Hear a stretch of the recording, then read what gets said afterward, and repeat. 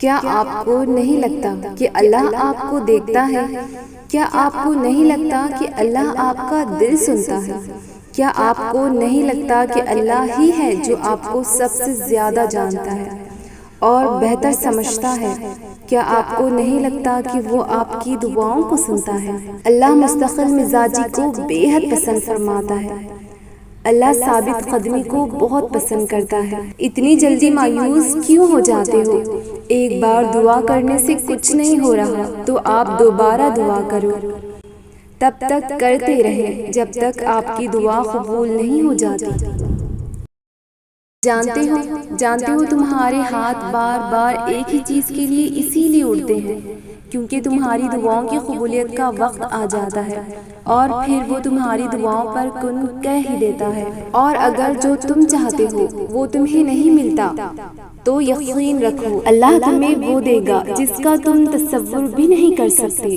اللہ تمہیں ایسے معجزے دکھائے گا کہ تم حیران رہ جاؤ گے۔ وہ تمہارے دل کو موڑ دے گا ان تمام چیزوں سے جو تمہارے نصیب میں نہیں ہوں گی۔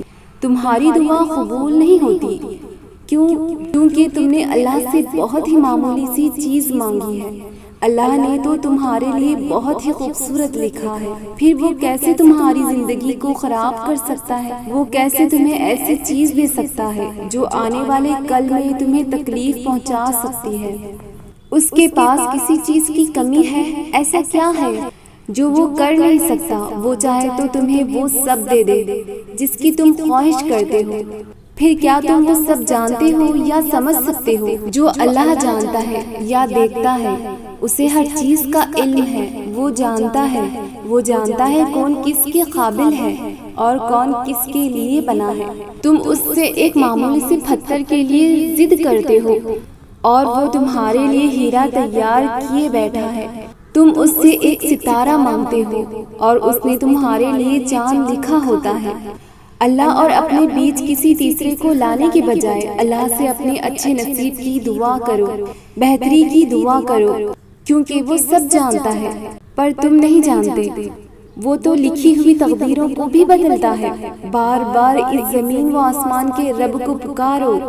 تمہاری زندگی کے سبھی بند دروازوں کی چابی صرف اللہ کے پاس ہے۔ بات صرف یقین کی ہے، پھر وہ تمہارے لیے سب بند دروازے کھول دے گا اور تمہارا ہاتھ تھام کر تمہاری من پسند منزل تک لے جائے گا انشاءاللہ۔ بس اللہ پر یقین رکھنا۔ اگر ویڈیو پسند آئے تو لازمی لائک شیئر ضرور کرنا۔